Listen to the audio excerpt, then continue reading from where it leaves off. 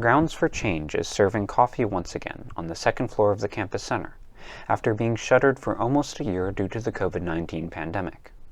The not-for-profit student-run business has gone through significant changes to accommodate public health guidelines, but still hopes to retain its signature atmosphere and commitments to sustainability. One of the key changes has been the seating in the space itself. Just this past weekend, Fizz Plant has taken out, I think there were like 6 or so couches. The space has been physically distanced so that all tables are at least 6 feet apart.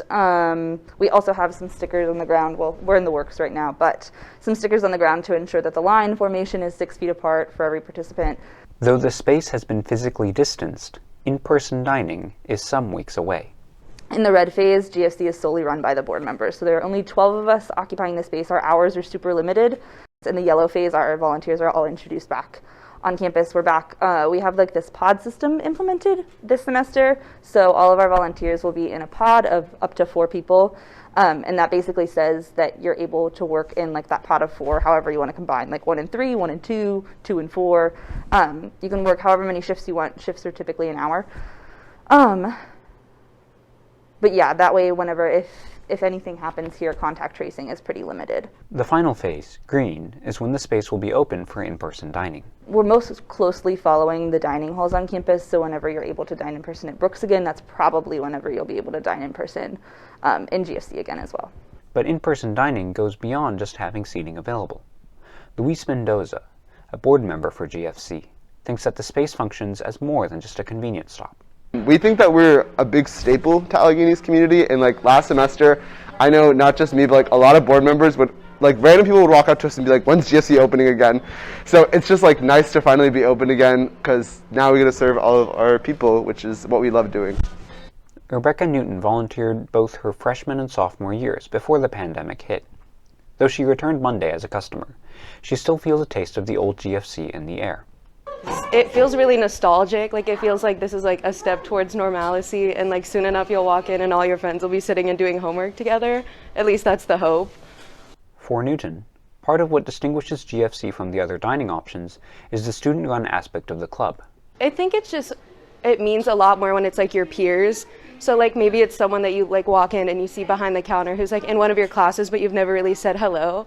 I think a lot of people are really welcoming in the way that they'll like spark a conversation while they're making your drink, or that this is a place where you can like connect and meet people, and maybe like you wouldn't think so because you're just like a pickup space right now, but you have to wait on the 6-foot dots for a little bit before you get your drink, so maybe like spark up a conversation. GFC remained closed for the entire fall semester, but Mendoza said this wasn't due to an unwillingness to reopen. Rather, it was because the college administration was already swamped with work, and their faculty advisor told them to postpone reopening until the administration was able to guide the process more closely. I think we were held to like a significantly high standard in terms of reopening, just because not only are we like a club that's affiliated with ASG on campus, but we're also a properly running business that needs to maintain health code and abide by like so many regulations, both in place by the state and from Dr. Morrow and the ACHA.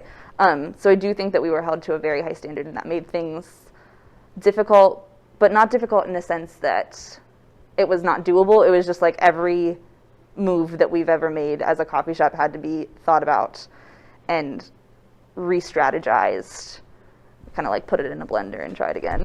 Newton doesn't see this as a rejection of GFC's commitment of sustainability, but as a necessary step towards reopening. Even when we were doing like a training last night, we're hoping that like once we get far enough into like a safe place that you can go back to these reusable mugs and maybe like just in space kind of situations.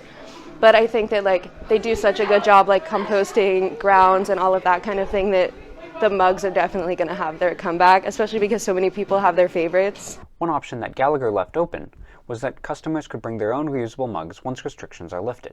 If you were here in the green phase and you had a mug, I don't think that I would say that you're not allowed to use it, but I don't think that's officially stamped approved yet by Dr. Morrow. So until further notice, we'll be doing disposable.